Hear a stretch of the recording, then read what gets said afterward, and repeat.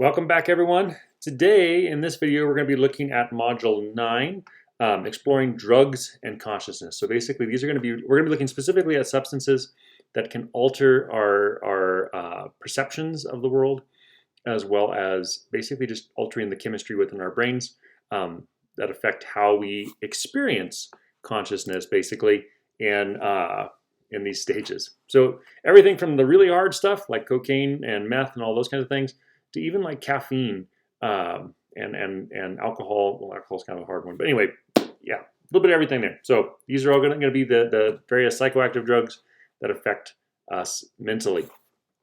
So let's get rolling.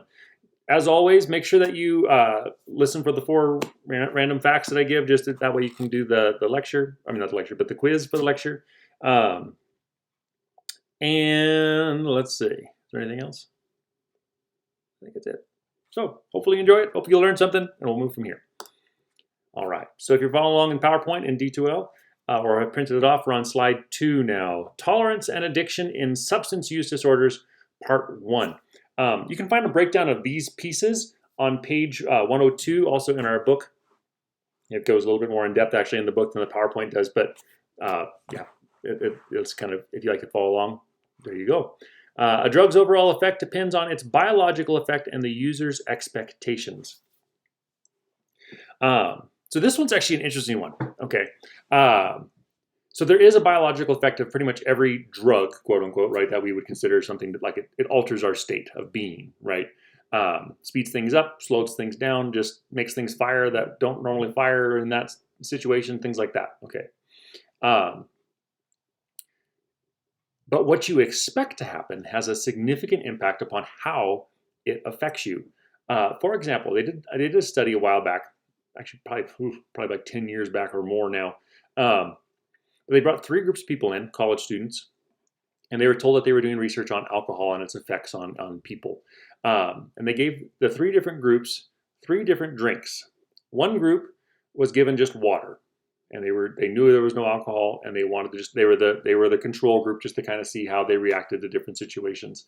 Another group was given alcohol and a strong flavored drink that you couldn't tell it, like you could tell it was alcohol, but that's basically it. And then the third group was given a drink that tasted like alcohol. It had the strong sensation of alcohol, but there was 0 biological effect. It did not intoxicate you whatsoever. And then they observed what they did in the given situations. The book talks about a similar study that was done where they looked at college-age young men who were given alcohol and some people who thought they were given alcohol, and then they were shown sexually explicit material and then asked to respond to it. But in this case, they didn't do sexually explicit material. They just wanted to see basically how they reacted to it. They were given enough of the substance that they should be, drunk, basically. Okay. What they found was that the people who thought they were drinking alcohol acted the most drunk out of all 3 groups. The people who didn't think they were drunk didn't show any signs of being drunk, right? The people who just drank water. People who actually drank alcohol acted drunk because they legitimately were drunk, and they also had their psychological expectations. And then the third group acted drunk, but acted even more drunk than normal. Basically, it'd be like that you have no inhibitions. Your brain turned off the inhibitions portion, but you were on full conscious alert, and so you removed your filters essentially psychologically. Okay, so that's the expectations, the effects of the expectations upon how a drug might affect us. This is also why you hear people be like, I can't drink tequila because it makes me punch people. Okay, tequila doesn't make you punch people. Tequila is no different than any other alcohol. There's no, like, if you drink vodka, whiskey, or tequila, all 3 of them are going to affect you the same. I was a bartender. I went through all the classes, so I know this for a fact. But if I think tequila makes me punch people, it's going to make me punch people. Okay. So I know there's going to be at least one student that's like, well, when I drink it, no. Okay, you think it does, and that's the thing, is that's the power of your brain, which is amazing. But people always they always come back at me with, well, this is what I experienced. You're like, well, that's because that's what you expect. Okay, so expectations mixed with the biology. We'll talk about what alcohol actually does in your system here in just a minute. But yeah, Interesting stuff. So variations occur with differential social and cultural contexts, right? So we'll go back to alcohol because that's an easy one, right? A person drinking alone is going to experience that the sensation of drunkenness differently than a person who's drinking at a party or with maybe one or two friends around a campfire or something like that, right? All the different situations, the different environments, the different social expectations are going to affect how that alcohol treats you, right? There was a short period, about 6 months, where I thought I wanted to be a party guy, and so I would go to parties and drink while I was in college, and I discovered that was not a good fit for me. But during that time, I realized that I acted much differently drinking with like at a party than I did when I was just hanging out with a couple friends. And I really have never drunk to the point of like intoxication by myself, so I don't know what I would act like there. Um, and I haven't drunk to the point of intoxication for many years now, thankfully. But last time I was like, blah. We'll talk about that in a minute too. But anyway, when you get older, once you get like 25, it's just out the window. But so yeah, cultural context, what's expected, that's going to be all there. So here's some terms you're going to want to learn and be aware of. These are also found in the book, so obviously you can find it there. But one is going to be psychoactive drugs. That's going to be any chemical that changes perceptions and moods, right? So caffeine, for example, is a psychoactive drug. Cocaine is a psychoactive drug. Chocolate is a psychoactive drug. You know, the cocoa powder, nicotine, right? All of these things are going to alter your perception, alter your mood. If you ever met someone who's addicted to coffee, you know that in the morning they drink their cup of coffee and they're all cheery, like Garfield comics show all the time. That's the effects potentially of a psychoactive drug. Okay. Tolerance is the diminishing effect with regular use of the same dose of a drug, right? I had a friend who built up strong tolerance to caffeine. He started with drinking a cup of coffee to wake up in the morning. Pretty soon he took 2 cups, then like 4 cups, then like a pot, and then like 2 pots. Okay. At that point he realized he was probably causing himself problems. But that tolerance, basically, it requires you to take a bigger and bigger dose of the given substance to experience the same effects from the drug, right? Alcoholics, they have built up tolerance because they drink a lot, right? I knew a guy, example, my great-grandfather. When my great-grandfather died, he was an alcoholic, straight up. Like my great-great-grandfather was a moonshiner, and so my great-grandfather was an alcoholic from the time he was a child. When he died, his alcohol blood content was the highest of anybody in California. If they would have done a blood transfusion with his blood into somebody else, the other person would have died instantly of alcohol poisoning. Alcohol poisoning wasn't what got my great-grandfather. It was his liver finally just gave out. He was in his 70s and it just couldn't take it anymore. But the amount that my great-grandfather was capable of drinking and still seemed sober was seemingly humanly impossible. But his tolerance had gotten to such a massively high level that that was you wouldn't know he was drunk until he was really drunk, and like it was enough that the other people would have died probably, honestly. So yeah, that would be an example of extreme tolerance to a given substance, right? My friend who drank multiple pots of coffee in a day also showed extreme tolerance to caffeine in that case. The crazy thing was he actually still was able to go to sleep at night, which is just like me. I'm like, if I drink a cup of coffee after noon, it's done. I can't go to sleep till after midnight. But yeah, it was impressive. He gave it up. He's down to 1 cup of coffee a day again. Anyway, withdrawal. Withdrawal is the discomfort and distress that follow discontinuation of an addictive drug or behavior. If you've ever given up caffeine, okay, if you're a coffee drinker or a tea drinker in the morning, and you've given up, you missed your cup of coffee in that morning. You've probably experienced headaches. You might be a little bit irritable. Okay, all of those things are signs of basically addiction to that given substance. Okay, the withdrawals will be different depending on the drug, but there's gonna be some elements that are gonna be similar all pretty much across the board, like headaches and irritability, things like that, as the brain basically tries to cope with missing out on that given drug. One more set of words I'm going to throw out here that aren't in here are substance use disorder. Substance use disorder is a disorder characterized by continued substance craving and use despite significant life disruption and or physical risk, right?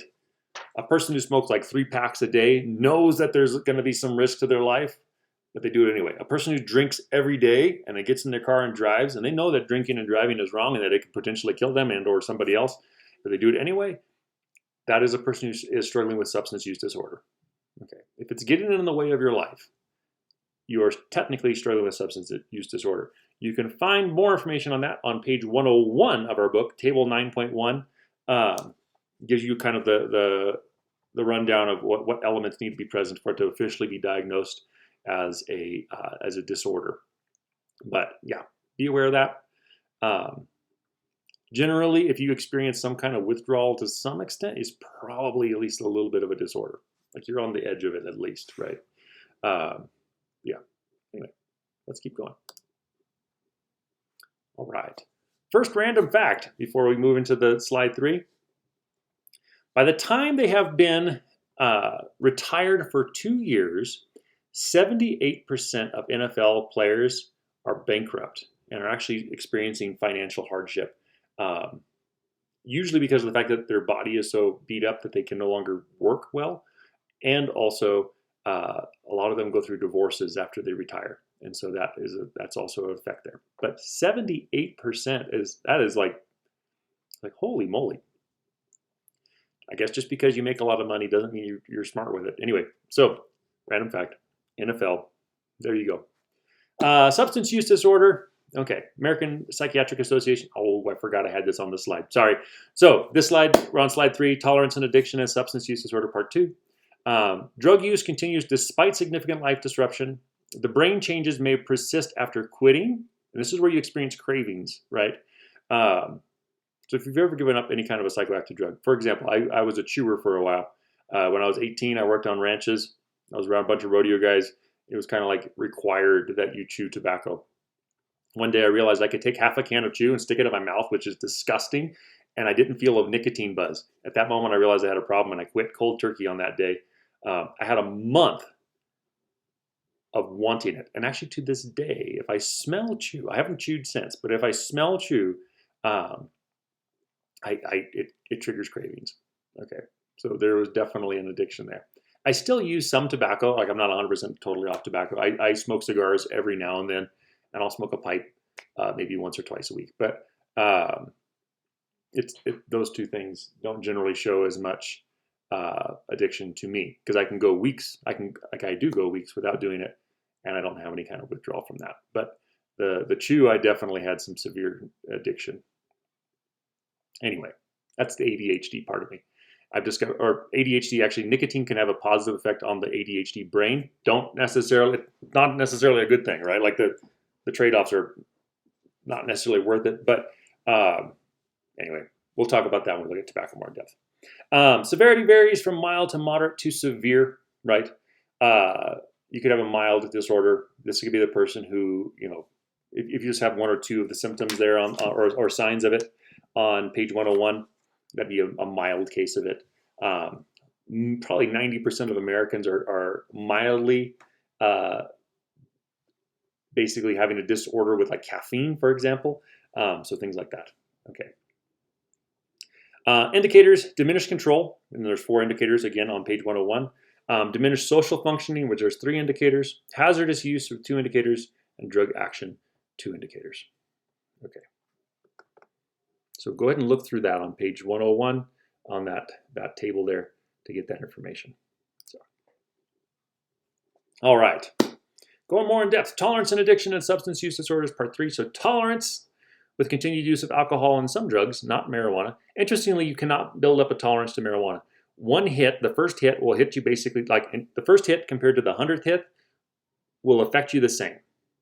A lot of other drugs, though, you're gonna experience some form of tolerance. So users develop tolerance as the brain chemistry adapts to offset the drug's effect, which is neuroadaptation. In other words, the brain generally, let's say it's a mimic, right? So you have a drug, a substance that basically is going to mimic neurotransmitters in the brain. Cocaine does this, for example. So you take cocaine, your brain thinks that you've got a certain neurotransmitter, and it thinks there's too much of it, because obviously there is too much of it, which is why it gives you the feeling it gives you. And so it starts to kind of prune itself back, because it's like, whoa, I am producing way too much of it. And it damages itself basically to keep itself from producing too much. It doesn't want you to be out of balance like that. That experience is that neuroadaptation. It takes more and more of that drug in order to experience what you might have experienced that first time. A lot of drugs, you can never have the same experience at the level it was the first time. Okay. Cocaine is actually one of those. First time you use cocaine, you're going to have an insane experience. If you don't do it. I don't recommend it. I've never done it myself. I've seen people who have done it, though, and it does not do good things. Anyway, it blows your mind basically the first time, and then the brain immediately starts to try to go against it, which damages it permanently. Okay, which then can actually put you into a state where you begin to need it just to function at a normal level. So, to experience the same effects, users require ever larger doses, which increases the risk of addiction and developing a substance use disorder. It also increases the risk of an overdose. If the drug is potentially a lethal drug, it lends itself toward overdosing. So addiction is caused by ever-increasing doses of most psychoactive drugs, including prescription painkillers. In fact, prescription painkillers are one of the highest addictive substances and tend to be abused pretty regularly in America. It prompts the user to crave the drug, to continue use despite adverse consequences, and to struggle when attempting to withdraw from it, right?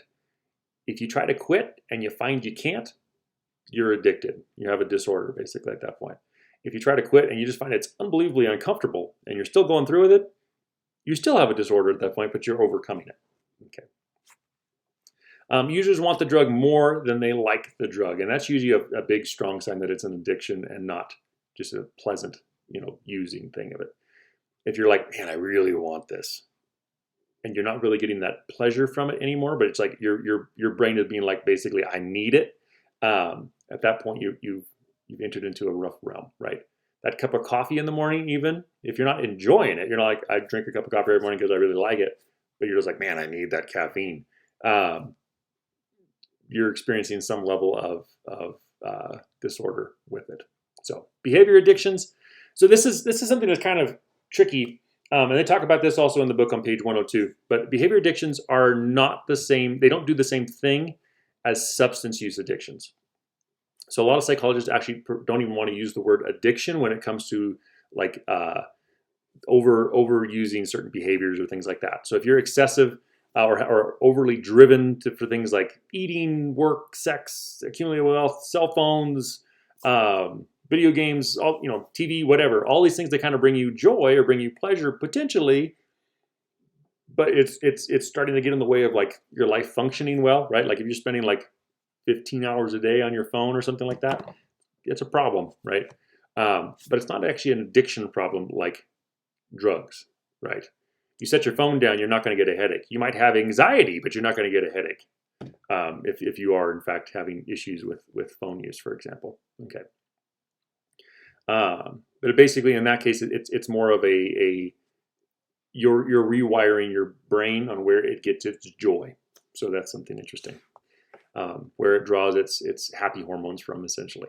So behavior addictions. We're not looking at behavior addictions in this class or in this module. We are looking at specifically at substance addictions and how they affect our conscious experience. Okay, slide 5. Types of psychoactive drugs, part 1.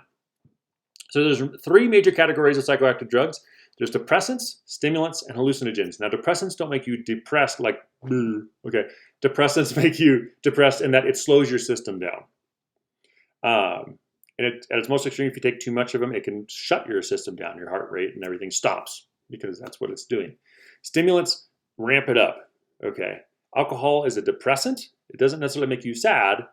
It makes things move slower, which is why your reaction time drops drastically. Another thing I did in college, like nerdy college drinking guy, me and a group of friends sat down when we had a reflex test that we were doing, and we saw how much our reflexes deteriorated over the course of drinking, we discovered a beer, which was surprising. A 12-ounce beer had an effect upon all of our reflexes, which I didn't expect. Because honestly, after one beer, I still don't even feel the effects of one beer, especially in those days when I was drinking nasty cheap beer. But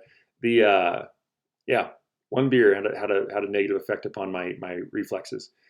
More than one beer, and then it was like it just started the nosedive. Even when I felt like I was fine, my reflexes were significantly lower. So that's something to be aware of, right? That's a depressant. It slows you down. Stimulants are going to be things like nicotine and caffeine and cocaine and things like that, right? They speed it up. Your system is ramped up and everything is faster. All of a sudden, your reflexes are faster. You're thinking quicker. You might not be thinking well, but you're thinking quicker. That's going to be the signs of a stimulant, right? Your heart rate will probably increase. Basically, your body, when you're utilizing stimulants, your body is forced into a stress response, which ramps up everything. And so you're basically tricking yourself into a fight or flight mode with most stimulants. Hallucinogens do something a little different. Hallucinogens basically make certain parts of the brain fire up that wouldn't normally fire up on their own, or at the level that sometimes they cause it to fire up, right? If you take shrooms or things like that, for example, they're going to basically turn on, or LSD, they're going to turn on parts of the brain and cause it to really overheat to some extent. And in that time, assuming you took enough to actually experience that kind of a thing, the brain is like, I have all this activity going on, something's got to be happening, and so it projects various things onto your experience of the world. Okay, so I'll do the work at the brain synapses. So stimulant, inhibit, or mimic activity. So basically what's going to happen is at the synapse, remember the little gaps between the neurons where they're talking, it's going to either stimulate where it produces more of a given neurotransmitter, inhibit where it reduces the neurotransmitter, or mimic, right? So opioids, for example, mimic the natural opiums that our brain actually produces for itself. And because of that, the chemicals enter into the bloodstream, enter into the brain, and then they can fill those keyholes within the little synapses, right? Where the neurotransmitters would normally be affecting us. So hopefully that makes sense. They can also do things in some cases where they might block, like we talked about, like uptake or reuptake, where once the brain or the neuron sends its signal, it reabsorbs any of the neurotransmitters that aren't utilized. It can block that reuptake to where those neurotransmitters remain floating in there. So that can be where it like stimulates potentially. It can also, in some cases, block the receptors. And so in that case, again, you have more neurotransmitters floating around in there, but it's also going to have a reduced effect upon the brain. Okay, so there we go. Slide 6, types of psychoactive drugs, part 2, and random fact number 2. Cats are also right and left pod. Female cats typically are right pod. Male cats typically are left pod. So we're not the only critters that are right-handed or left-handed specifically. There might be other animals out there that also are show signs of it, but I know for sure cats are. There you go. Okay. So here we go. Types of psychoactive drugs, part 2, slide 6. Depressants. Calm neural activity and slow body function, right? If you've ever drank alcohol, you know what that is like. So alcohol is a depressant and a disinhibitor. So the part of the brain that actually gets affected significantly by alcohol, for example, is the prefrontal cortex. Remember, if you think back just a week or two ago, the parts of the brain, the front here, right behind the forehead, prefrontal cortex is where we have all of our decisions. It's where our filter lives, essentially, that inhibits us from doing things that are very stupid, generally. Sometimes they don't work as perfect as I wish they did, but anyway. Alcohol shuts those filters down. So the prefrontal cortex actually is affected more than most other parts of the brain by alcohol. And so with that, you end up actually experiencing that drop in your inhibitions, right? So suddenly you have people who like the song "Tequila Makes Your Clothes Fall Off." That is a sign of a disinhibitor in a psychoactive drug. So alcohol use disorder marked by tolerance, withdrawal, and drive to continue problematic use. If you're like, man, I need a drink, okay, there's a good chance that you're struggling with alcohol abuse. When you start to have those kinds of thoughts, if that becomes a thing, and it's not just like you enjoy a whiskey or something like that, or a glass of wine, but you're like, I need it. Again, that can be a sign that there's an issue. Long term, you're gonna have slowed neural processing in the moment when you're drunk. Long term, it actually permanently damages the brain, and so your ability to think critically is reduced over time. Specifically, if you are abusing alcohol. If you drink a drink like a glass of wine or a whiskey or something, like a couple times a week or something, they've actually found that there's more health benefits to that than not. Especially if you're above the age. Technically, if you're above the age of 25, is the best time to be doing that health-wise. 21 though, you're developed enough that it's not going to have as much of a negative effect upon your brain. If you're drinking a lot though, even if it's only every now and then, but you drink a lot in those times, like maybe 2 times a month, you drink. But when you drink like a 12-pack, okay, or a 6-pack even, in one sitting. That's going to be problems, okay, and that's going to cause some issues. So slower neural processing. The brain just fires slower. It takes longer to get the information through. Memory disruption. Blackouts, right? If you've ever drunk hopefully you never do that, but if you ever have drunk to the point of blackout, that was an extreme sign of memory disruption. Over time, the brain actually can be damaged to the point where it can no longer store memories. If you've ever seen the movie 50 First Dates, there's a character in there, I think he's called like 10 Second Hal or something like that. He's based on a real character who was an extreme alcoholic, and he in fact has the worst memory on the planet. His memory capability is less than 10 seconds. There's actually I know of one guy who has a memory who's just as bad, but it was a viral thing rather than an alcoholic thing. But yeah, there's actually hospitals that are dedicated to taking care of people who have drunk themselves to a state where their memory no longer functions. You have reduced self-awareness, right? Inhibitions and things like that, again, go out the window. And expectancy effects. Like I said before in that study with alcohol, if you expect to be drunk, you will act more drunk than if you aren't. That's also why people who get drunk, let's say like if someone was being awful to you and giving you alcohol and you didn't realize it, you're gonna have the biological effects of being intoxicated, but you're not gonna necessarily have that your inhibitions dropped. Okay, they're gonna probably be reduced, but you're not gonna be like going crazy as much as if you were drinking intentionally. Okay.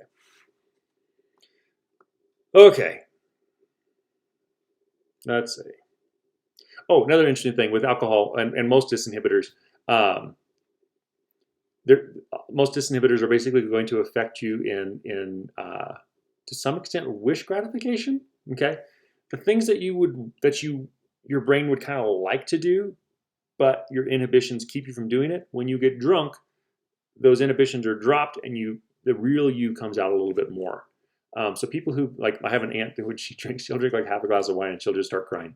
And she struggles with sadness. Like that's something that's been an issue with her. People who get like super angry when they get drunk, those are things that are basically part of who they are, but they're blocked by their inhibitions.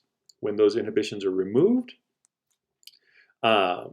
essentially you get a little bit more of a picture of who they really are, what's going on underneath the persona that they put forward.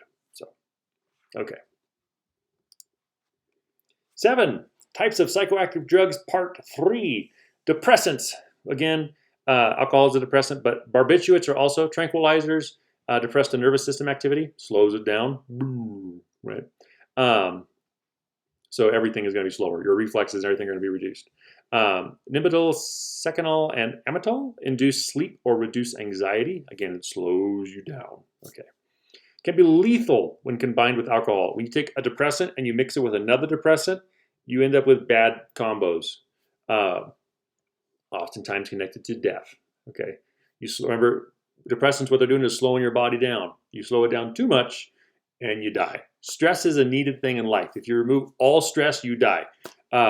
And essentially that's what you can do as far as how your body is firing with too much of barbiturates and or mixed with other depressants. Opiates are going to be depress neural functioning, specifically the brain, right? They do this because they essentially are imitating the real normal endorphins and things that your body was producing on its own. They look similar chemically, and so because of that, they're able to basically fill in those keyholes. So opium and its derivatives are heroin, methadone, pain narcotics such as Oxycontin and fentanyl. These are extremely, extremely addictive and have a very high tendency towards abuse if used without proper medical attention. Cessation of endorphin production is one of the big long-term side effects. Basically, if you use opiates too long, or if you overuse, like take too big of a dose, your brain will cease to produce endorphins, which causes a lot of issues, or at least reduces the amount of endorphins that are produced naturally. So, yeah, they're prescribed because it really does help temporarily lessen pain. If you struggle with severe anxiety or things like that, that can also help with those. But again, it needs to be done under very close medical supervision and to make sure that you're not overusing it for the long-term negative effects. Slide 8, types of psychoactive drugs, part 4. Stimulants excite neural activity and speed up body functions, rise energy and self-confidence. Example, nicotine, one of the most highly addictive substances on the planet. It's highly quickly addictive, increased risk of dying from habit tolerance development, right?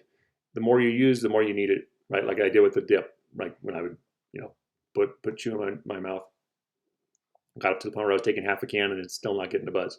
I was blasting myself with nicotine, with that much nicotine. That would be insane. That would have made me so sick when I first started. Interesting also, nicotine actually affects your digestive system and how your body utilizes sugars and things in your system, which is why you might get an upset stomach if you get too much nicotine in your system. But yeah, their nicotine is going to be a rough one. Potentially. It's hard on your heart and your respiratory system, obviously, because you're smoking it usually. So the smokes and things in this are carcinogenic, which are the things that generally cause cancer. Jamming things in your mouth like chew, a lot of guys are like, it's better, it's healthier. It's not, because our saliva glands actually aren't made to have things in our mouth for so long, and so that increases chances of jaw cancer and things like that. Any kind of smoke is a carcinogen, which also increases chances of cancer. So just heads up. Also, interestingly enough, marijuana smoke is actually 150% more carcinogenic than tobacco smoke. Not cigarette smoke, tobacco smoke. Cigarette smoke has, for example, an average pack of Marlboros has over 250 different chemicals added to it to make it even more addictive, which seems criminal to me. But those chemicals increase the carcinogenic qualities of the tobacco smoke. But anyway, there you go. A bunch of random tobacco stuff. Tobacco fascinated me. The history of how it has worked in America and stuff, I did a lot of research on it in the past. So I was kind of fascinated by it. Anyway, cigarettes, cigars, chewing tobacco, pipe tobacco, snuff, and e-cigarettes are all are the primary ways that people are going to get nicotine. It is basically primarily found in tobacco plants. It's a substance that's essentially that the plant produces to protect itself from bugs. So the tobacco leaves, they've been bred to a point now where it actually will have like a sheen to it it'll leave a nasty brown stuff on your fingers when the plant is fresh. But that stuff, the plant, a bug comes along, eats a little bit of it, basically gets hyped out of its brain, and then it like falls off the plant. And so the plant is safe. It does a similar thing to us. Okay. Smoking correlates with higher rates of depression, chronic disabilities, and divorce. Because it is a stimulant, essentially it increases your experience of stress, while at the same time giving you the feeling of calmness. So this is kind of an interesting substance. Your heart rate and everything else looks like you're stressed if you're utilizing it. But your experience is that you might actually kind of feel like because of how it fires off in the brain. Withdrawals related to acute cravings and relapse. It's one of the most likely things to go back to. There's actually, I should find it. There's a video out there that I'll look and see if I can track it down. a guy looks at why do smart people smoke. It's a bit biased. I'll tell you that because the guy is a smoker that made the video. But he shows basically the psychological reasons of why so many people choose to smoke, and the reason why it's hard to quit is primarily because it gives you a fast, positive experience with little obvious negative experience in the now. Long term, it can cause lung cancer, mouth cancer, esophagus cancer, like all kinds of things, right? Not to mention all kinds of like lung diseases and things connected to all of the substances going into your system. But those are all then and might not happen to me, right? So in the present moment, though, this is like my brain likes it, and so this is that becomes the tricky part there. So yeah, very high chance of relapse. Especially a lot of people use smoking to deal with stress, ironically, since it makes you feel more stressed in the long run. But when you experience stress, you are more likely to fall back into it if you are struggling with it. Okay. So let's say, Next slide, physiological effects of nicotine. So you can also find this in our book on page, just an image of a guy like with a cigarette in his mouth, page 106. Gives you this. There's a pretty big chunk of information in the book on nicotine specifically. Also know that not all tobaccos are the same, right? Cigarettes are pretty much the worst. Chewing tobacco is actually second worst. Guys who smoke quality cigars, so hand-rolled, kind of expensive cigars, for one thing, you're probably not going to be smoking them a lot. But people who smoke them somewhat regularly, the FDA has found that people who smoke even up to 2 of them a day, which is a lot of nicotine, don't experience a significantly higher level of cancer rates compared to people who don't smoke at all. And pipe smokers are even lower. So there you go. I'm not saying go out and smoke by any means. Like that's not necessarily a smart thing at all. But different substances, because of the other additives and things, makes for a significant difference in the potential health hazards of a given thing. But these are some areas that's going to affect you. So arouses the brain to a state of increased alertness. This is one of the arguments for why a lot of intelligent people tend to smoke, is because they like the way that it basically, it's like caffeine, the way it helps your brain fire faster. It can be intriguing. Increases heart rate and blood pressure, which those are the negative things, increases chance of heart attack with that. At high levels, relaxes muscles and triggers the release of neurotransmitters that may reduce stress in the moment, right? 4, reduces circulation to extremities. So people who smoke a lot of times, they'll experience cold hands and cold feet because their body is stress mode, so it starts to pull the blood back into the organs to basically keep you healthy, just in case you're about to like get attacked by something. And it suppresses appetite for carbohydrates, which is also why a lot of people who quit smoking and suddenly gain weight, because suddenly they start craving sugar in a way that they never did before. Okay. So yeah, those are going to be some factors there. Slide 10. Before we go into slide 10, random fact. There's a village in Russia called Svara. Okay, anyway, doesn't really matter. Where every resident of the village can tightrope walk. It was a tradition that started over 100 years ago, and no one in the village knows why the tradition started. But everyone in the village is able to tightrope walk. So there you go. Weird random fact. Little village in Russia. Okay. So slide 10, types of psychoactive drugs, part 5. Stimulants, cocaine, methamphetamine, and ecstasy.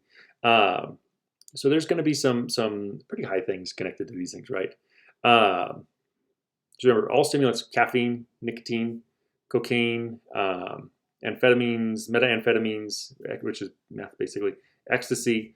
All of these are going to be exciting the neural pathways basically and speeding up the body's functions.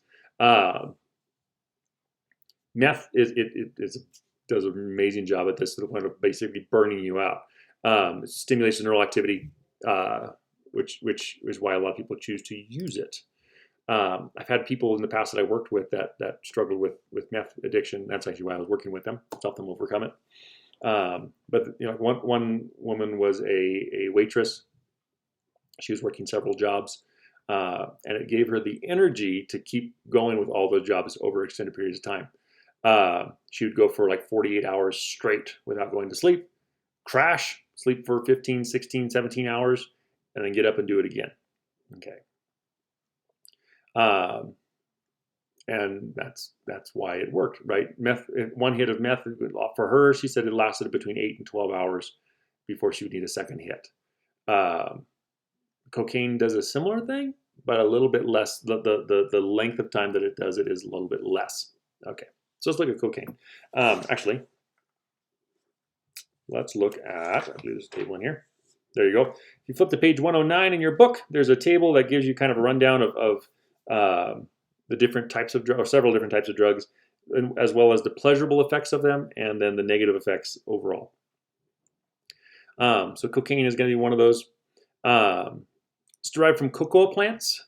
Again, cocoa, basically the elements of cocaine that make us get the effects that cocaine make us have as humans are also produced to protect it from bugs. There's a lot of things that make our brains do crazy things that the plant produces to basically keep bugs away from itself. Generally, it's going to be either snorted, where it's turned into a powder and then huffed through the nose, basically, injected, or smoked. For smoking it, they'll turn into crack cocaine. Crack cocaine, so the smoking form, will give you the fastest, hardest hit, but it also dissipates a little bit faster than the other forms. And just with that smoke, and that's going to be the case with any kind of drug that you inhale with smoke specifically, where you lit it and are inhaling it, goes into the bloodstream extremely quickly. With cocaine, it'll produce actually a euphoric feeling, right? You're the best in the world at whatever it is that you were looking at. Your dopamine levels, serotonin, norepinephrine, all of these things are going to drop. Because basically what your body is doing when you take it is your body just dumps these things. Okay. So it's like you have a bucket and there's you got a small drip that's filling that bucket, and that's for, when you need, like, oh, I'm experiencing stress, and you throw like a cup of it out and then it slowly fills itself back up. Cocaine, you just dumped your buckets, and so they're empty. Okay. Because that emptying, once the cocaine has worn off, you experience a severe crash, high chance of agitation and depression, and a very, very, very, very, very high chance of cravings, because your body wants to get that back. Okay. To some extent, one hit of cocaine, one time with cocaine, will negatively affect you permanently for the rest of your life. You're never going to have the same levels of dopamine and serotonin and the things that you had before it. Okay. Does that mean you're ruined? No. But you might not be quite as happy as you were before it. Okay. It can produce emotional disturbances, suspiciousness, convulsions, cardiac arrest, and respiratory failure. It can kill you, basically, right? You go up too fast, your heart rate and blood pressure increase too much, and your heart gives out, or you'll basically experience a severe asthma attack or equivalent. It feels like it, and you die. Okay. Like I said, crack cocaine is the faster working crystallized form of it. Briefer, but a much higher hit. Okay. Which actually gives you an even more intense crash when it's all said and done. Methamphetamine is a stimulant neural activity. It creates rises in energy and mood, triggers dopamine releases specifically. That's kind of where it's functioning. You get about 8 hours, 12 hours of high, where you experience higher levels of energy and a sense of euphoria. Okay. Yeah, the crashes are awful. That, from what I've heard. The only drugs I've ever used are actually legal substances personally.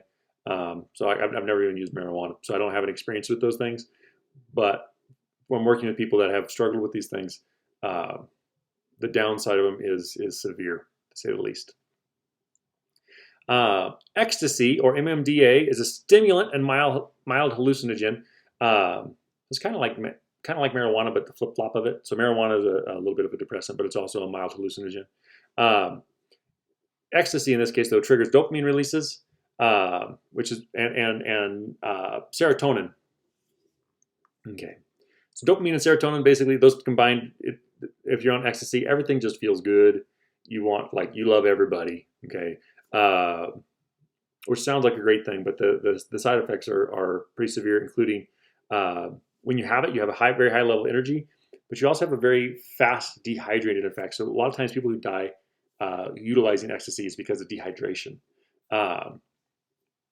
If you use it regularly over a time period, it can basically lead you into a permanent state of depression, because your ability to produce serotonin and dopamine naturally disappears.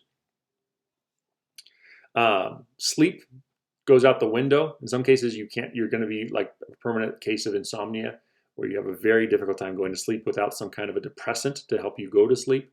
It can permanently damage your immune system, and your brain can permanently be impaired. Your cognitive abilities go kind of down into the basement.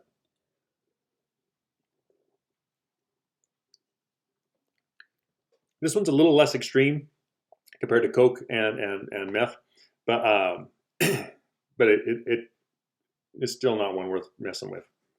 The effects of it are potentially pretty damaging long term.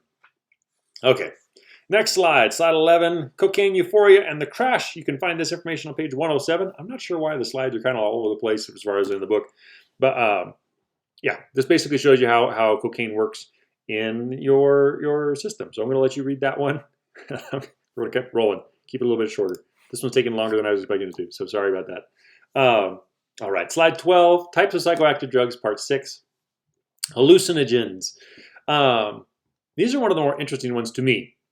I've never really messed with them personally, but I've been around people who've been on them, and it seems to be an interesting experience. It distorts perceptions and evokes sensory images in sensory input absence. Okay, so in other words, remember we looked at when we were looking at the physical structure of the brain. There was that one image. I wish I should have found that in the chapter.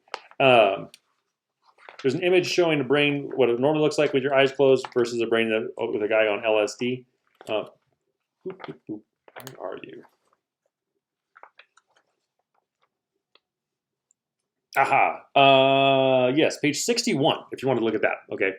LSD is an hallucinogen, and what the brain normally looks like. So the brain basically gets ramped up. It's firing at a much higher level. And because of that, it needs something to do with all that energy being used. And so it produces images and the hallucinogenic dreams, basically, that these drugs are known for. So the order of brain hallucinogens are going to be simple geometric forms, just kind of some changes in things. More meaningful images, you might go like kind of like a guided pathway kind of a thing. Feelings of separation from the body, dreamlike scenes like near-death experiences. It can be good, it can be bad, it can be neutral. Okay, but these are ways that hallucinogens can affect you. Let's see. Synthetic LSD and MDMA or ecstasy are both, again, hallucinogens with the MDMA or ecstasy. LSD is basically a pure hallucinogenic drug. That is what it does. It's also known as acid as far as if you're taking it on the streets, because it's lysergis. The LSD stands for lysergisic acid diethylamide. Okay, there you go. Very, very, very powerful hallucinogen. They experimented a little bit with this in the 60s and 70s in the military with very negative effects. They had one group of platoon of soldiers that basically were given LSD in their food without being told that they were given LSD, which is extremely unethical by today's psychological practices. But at the time, military, they just did what they wanted. A lot of these guys ended up killing like their wives and girlfriends and children and different things due to the effects of the LSD over time. Okay. You have a bunch of people who are trained to kill, and then you give them things that make them go into like vivid dreaming. You get problems. LSD is not necessarily going, but what's unfortunate with that is it because of the scary effects that it had in those situations, it's been criminalized in a way that it potentially does have some good, right? All things have some good and some bad, and depending on how you use it, you can get one or the other. But they are finding some researchers around the world are getting permission to use it in therapy in specific situations. There's actually a couple of videos. I'll mention these at the end of this lecture. But if you can look in the drug section of the videos for this week, and you can find them. But there's some talking about the effects of hallucinogenic drugs basically in therapy and how they can potentially help people struggling with like PTSD and things like that. So natural ones are going to be like psilocybin and marijuana. Okay. THC in marijuana is going to be the factor there that causes some hallucinogenic effects. So yeah, and This is what you're going to get from like magic mushrooms and things like that. It's going to be that psilocybin and things. So, yeah. All right. Last bit of random facts. Random fact number 4. In 2016, Japan's Domino's Pizzas tried delivery via reindeer. I don't know if they still are doing it or not, but they did an experiment with pizza deliveries to try to increase their speed of delivery with using reindeer. There you go. Okay. So, last slide, slide 13, levels of analysis for disordered drug use. Biological influences, we always have these 3 elements, right? We have biological, psychological, and social cultural. You can find the same information on page 111 of this chapter or module. So biological influences are going to be genetic predispositions, right? I have an extremely high alcohol tolerance because of my body size, my body type, and my genetic history. If you have alcoholism in your family, you're generally your body is more capable of processing alcohol compared to somebody who did not have alcohol in their history, which is not necessarily something good. But basically, the liver adapts in like the genetic tendencies passed down to process alcohol faster, more efficiently. That's a genetic predisposition, right? Also, I'm a very large man, 6'10", 220-ish, and thin. I have no fat on me. So because of that, I'm able to handle more alcohol compared to like my wife, who's like 115, 5'6". Yeah, so differences in body type can definitely affect, and as well as the fact that males actually are able to process alcohol a little easier than females. So you take a male of the same body size as a female, and the male will be able to actually process it a little bit more efficiently than the female body. Okay, so it has a little bit of less of effect immediately.